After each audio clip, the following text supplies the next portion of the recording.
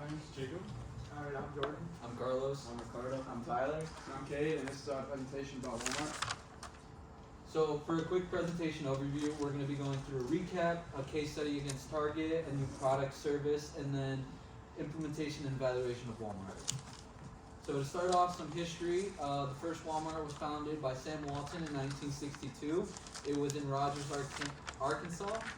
They pioneered a new business model, and they developed innovative cost-saving business practices, and Walmart changed to Walmart Incorporated in 1969. A little company overview, they have over 10,000 stores in over 20 countries, and they employ over 2 million employees, and their global sales reached about $568 billion in 2022, and their target market is everyone in low and middle class income people and families of all races. A little bit about the environmental analysis. So competitively, they have to compete with big box stores like Meijer and Target, just for everywhere, and then locally like Super One, which has cheap items for sale. So there's another one, and then online retailers such as Amazon and things like that, who are starting to bring in groceries and other stuff. And then for their low prices in value-oriented stores, they got Five Below and Dollar General, so they have to compete their low prices at their stores with prices there. Economically, inflation could be a big factor in this. So if inflation were to occur and Walmart couldn't keep their everyday low prices, it would be a big thing, as well as minimum wage if that kept going up. A little later, we'll talk about turnover rate and how they probably can't afford to keep on training new employees. So obviously corporate tax rate would be a big one, and all the rest. And then technologically, a lot of places, like we saw earlier in this class period, or classes, we saw that warehouses are starting to do like robots. So that's another big concern if the robots would take away from the jobs. And then obviously we have online shopping and grocery delivery, and then the Walmart app.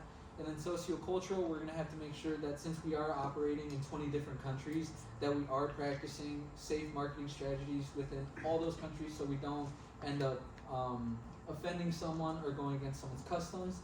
And then we got to make sure that we're supplying the customers with what they need, their specific needs, so they feel like they're getting taken care of. And then also with the Walmart app, we should expand for their online shopping. Alrighty, Walmart has a large variety of products ranging from groceries, electronics, clothing, crafts, auto parts, you name it. And the picture to the left, you can see the seasonal products that they have. They have many of those. And then for Walmart, they use economies of scale. They buy products in bulk and to be able to sell at a discount price of 15% compared to other retailers. And Walmart has over 10,000 retail locations in over 20 different countries. They have multiple different ways that you can buy products from them. You can buy from online from their app and in their retail stores. They have catchy slogans like "Grab it before it's gone," "Everyday low price," as you can see in their store, that they put everywhere for promotion. And then they also offer incentives. The $5 off your first app purchase for the Walmart app. They also have that all over their store. And then some of the strengths of Walmart is their strong customer base. Walmart customers, when they walk into a Walmart, know that they're there for the everyday low prices. They also have a huge selection of products, obviously, than the everyday low prices. Their weakness is their negative brand image. They also treat their employees pretty roughly. That's one thing we want to do, is improve on the benefits and pay for them. And then they also have a reputation of messy and unkept stores. We don't want to be picking stuff up off of like wood or anything like that.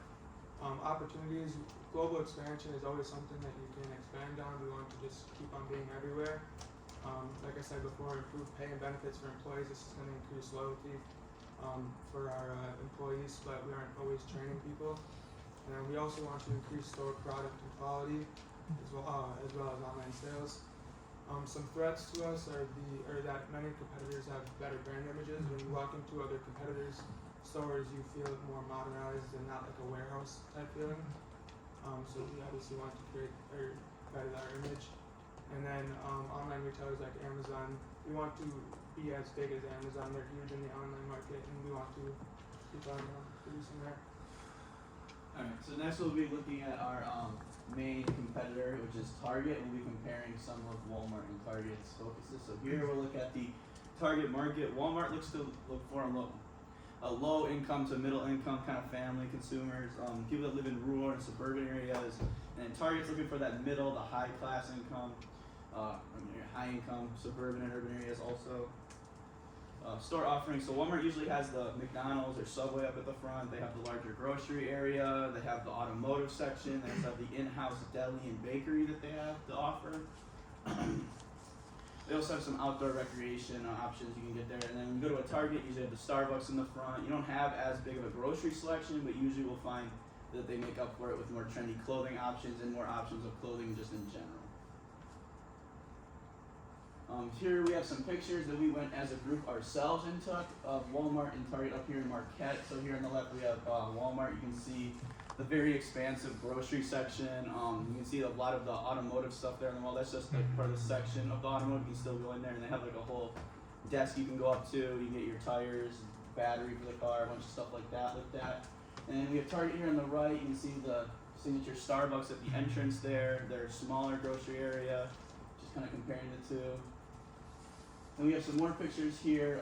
So at Walmart, you're obviously going to find cheaper products, but you're not going to find the best quality. And if you go to Target, you find better quality products, but for more price or higher price. So on the left, you can see we have our Great Value brand at Walmart, and then we have some Target's brand here, the Good and Gather brand. You can see it's a little bit more slick in design, stocked neatly, and might bring in the eye, bring in a customer a little bit better. And then also another thing that Target does that Walmart doesn't for their aisles. If you were to go and look for soap or deodorant or something like that, in Target they have it separated. So all the women's products will be in that own aisle and all men's in the next. And if you go to Walmart, it's all kind of just meshed into one like bathroom kind of stylized aisle. This is our new product and service plan. So our goal is obviously to improve our brand image and increase the quality of our in-house brand, so the Good and Gather brand.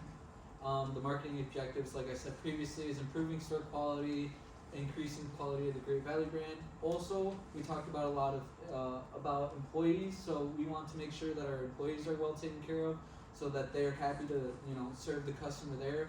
We also want to implement more sustainable products and business operations, and we want to make sure that this will all still maintain the target market of low income and middle income people, so they don't think that we're trying to be Target.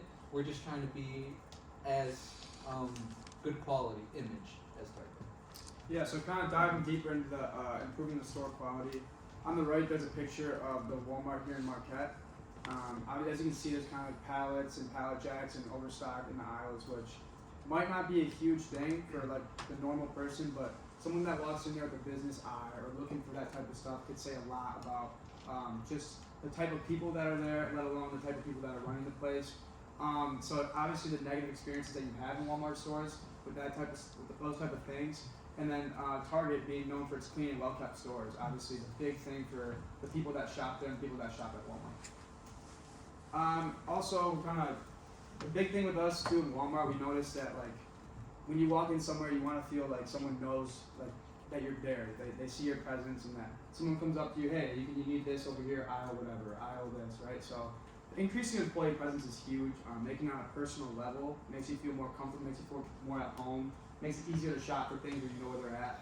Keeping aisles clean, like I said in the previous slide, like the jack kind of being in there, and just kind of gives it like a ragtag look. It's not good for the type of image that we want to portray for Walmart. And then continue to remodel outdated stores. Obviously, with the generation that we have nowadays, like everything is so like we need to be modern, we need this, we need that, right? So like that Target can kind of keep coming up with like being up to date with the new technologies and the new architecture and all of that. We just kind of want to be on the same track as them with that. And then increasing quality of Great Value brands. On the left, you'll see Walmart, the Great Value. Just some obvious pointers. It's outdated. It's a boring design. Obviously, you see organic on there, which is going to bring some sort of audience to it. But just the color combo and the whole thing of it just looks old and out. And it just doesn't attract.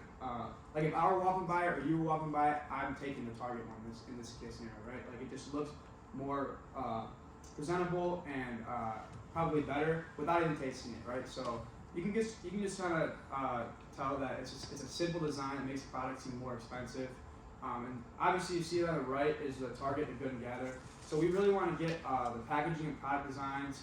We want to get more organic and locally sourced options and keep our prices low and affordable. And lastly, for the increasing employee pay and benefits, there's a low employee turnover, about 50%. Not too bad compared to Target's. I believe it's about 57.5 roughly. So it's not terrible in that aspect, but lower wages when compared to Target and other competitors. I know Target's wage is somewhere between 15 to 18, I believe, and I think Walmart is 13 to 15. So I think in later in the slides it shows the exact number. And then lastly is offer more benefits in store.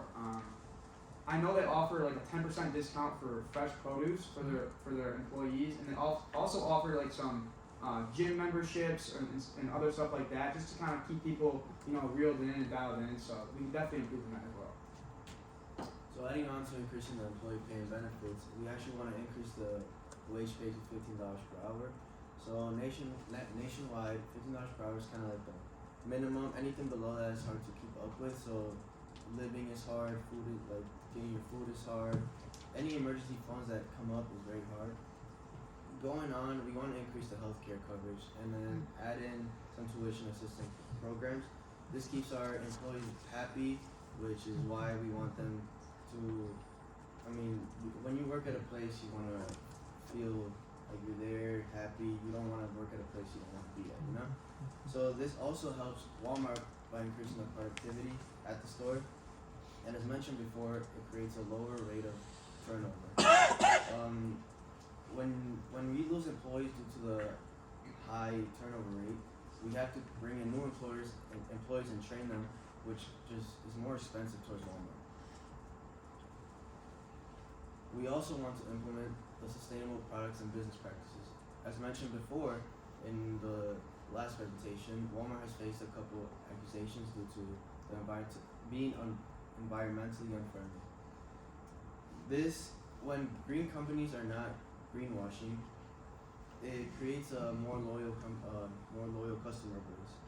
It also has increased the attraction of different products to customers and the products being eco-friendly. Having a new policy of sustainability and care for environment provides trust between customers and Walmart.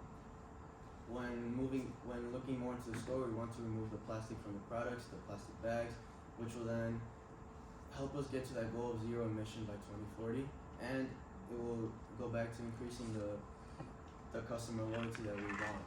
This will make it a better positive, or bring a positive brand image for the future going on.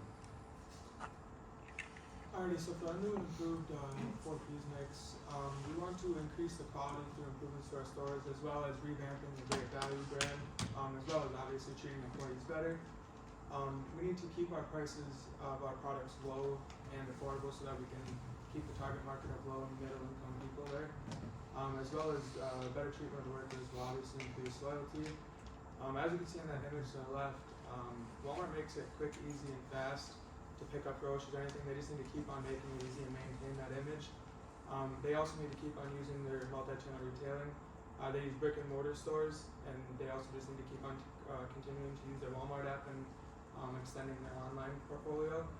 And then for promotion, they need to utilize more social media advertising to reach consumers about our improvements to our stores and the revamping of all of our brands.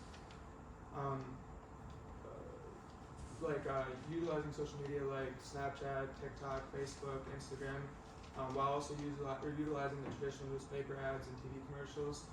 We can also hold open house events at each one. Alright, so implementation. So obviously this is a lot of things to implement, so we want to create a master plan to implement these 4 objectives by the end of 2025. So it's about a 2-year period. So it's going to be a staggered rollout. Like, this obviously cannot all happen all at once. It's not feasible. So there's going to be some high upfront costs, but this is going to save Walmart money in the long term. Reducing employee turnover will reduce training costs, and also some of the eco-friendly stuff should reduce costs and hopefully bring up revenues with some of these changes as well.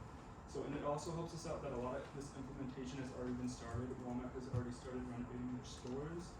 So it's hard to put like exact numbers on a lot of this because there's a lot of moving parts, but I did a little math for you guys. So in 2022, Walmart spent $330 million renovating 80 stores. So if you break that down, that's about $4.125 million per store. So that might seem like a lot of money, but remember we're talking about Walmart.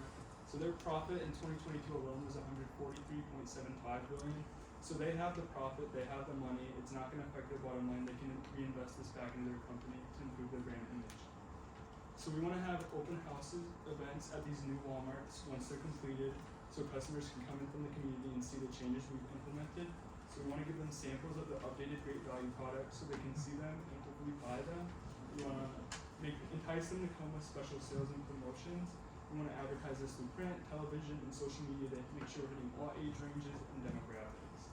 So to evaluate our changes, we want to track sales by comparing the new Walmart to the old ones. Are sales increasing, decreasing, staying flat?